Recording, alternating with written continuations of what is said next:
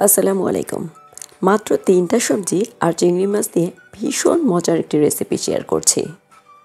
রেসিপিটি ভাতের সাথে খেতে তো ভালো লাগেই, সাথে রুটি ও পরোটার সাথেও বেশ জমে ওঠে। আশা করছি বরাবরের মতো এই রেসিপিটিও আপনাদের কাছে দারুণ লাগবে। তাহলে চলুন মূল রেসিপিটি শেয়ার করে নিই। প্রথমে একটু দেখিয়ে দিই আমি কি সবজি নিয়েছি। সব সবজি একবারে কেটে কুটে গুছিয়েই রেখেছি। প্রথমেই মিষ্টি কুমড়াকে লম্বা আকারে কেটে নিয়েছি। এরপরেই আছে ডাঁটাকেও অতিরিক্ত লম্বা করিনি, মিষ্টি কুমড়ার আকারে একই সাইজে কাটার চেষ্টা করেছি। এরপরেই আছে মিষ্টি আলুকেও মিষ্টি কুমড়ার মতো সেম আকারে কেটে নেওয়ার চেষ্টা করেছি, দেখুন একটু লম্বা আকারে। আচ্ছা, অনেকে হয়তো মিষ্টি আলু বললে নাও চিনতে পারেন, তাদের জন্য একটু দেখিয়ে দিই এই সবজিটাকে মিষ্টি আলু বলে। এই 3টা সবজি দিয়েই আজকে রেসিপিটা করব। আগেই তো বলেছি আজকে চিংড়ি মাছ দিয়ে রেসিপিটা করব।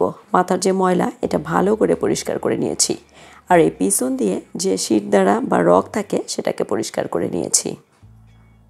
মোটামুটি সব কিছুই ভালো করে গুছিয়ে নিয়েছি। এবার চলে যাচ্ছি মূল রেসিপিতে। এবার মূল রান্নায় চলে আসলাম। একটা পাত্রে পর্যাপ্ত পরিমাণ তেল নিয়ে নিয়েছি। আমি যে চিংড়ি মাছকে কেটে কুটে রেখেছিলাম তাতে সামান্য পরিমাণ লবণ ও হলুদ মেখে প্রথমে ফ্রাই করে নিব বলতে অতিরিক্ত সময় ধরে ভাজবো না, এই ধরুন 1 মিনিট মতো এপাশ ওপাশ করে নাড়াচাড়া করে নিব।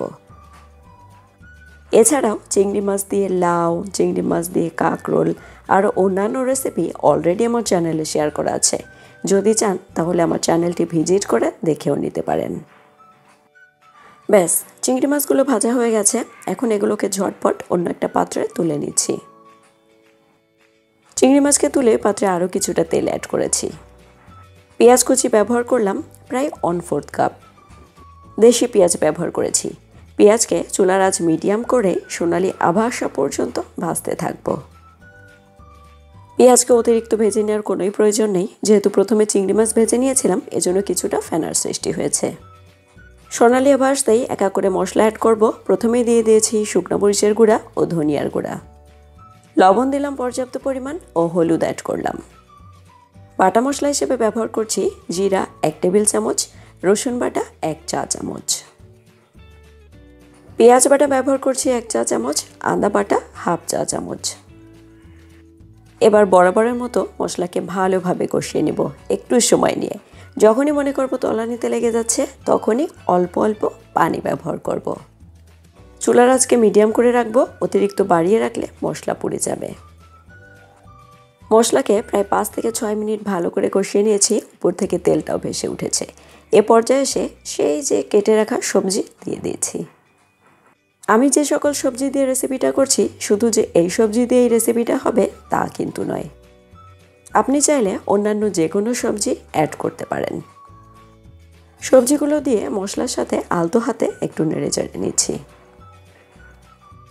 সবজিকে একটু নেড়েচেড়ে কষানোর জন্য পানি ব্যবহার করব, এই ধরুন প্রায় 1 কাপ। আবার একটু নেড়েচেড়ে ঢেকে রেখে দেব। যেই না জাল উঠে যাবে তখন একটু নাড়াচাড়া করে নেব।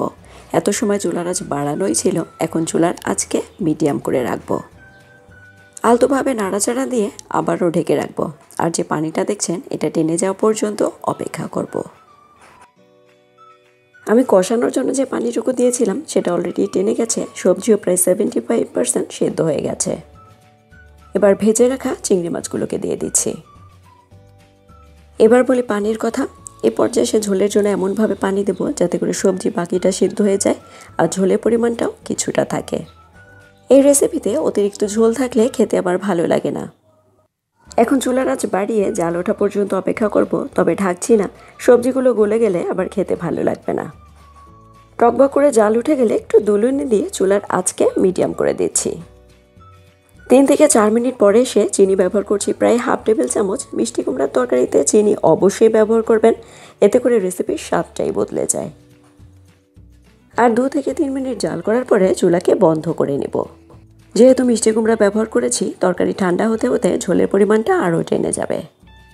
আজকের রেসিপিটি কেমন লাগলো অবশ্যই জানাবেন। ভিডিওটি ভালো লাগলে চাইলে ফ্রেন্ডস ও ফ্যামিলির সাথে শেয়ারও করতে পারেন। আমি আজকের মতো বিদায় নিচ্ছি। সবাই খুব ভালো থাকবেন। আল্লাহ হাফেজ। আসসালামু আলাইকুম।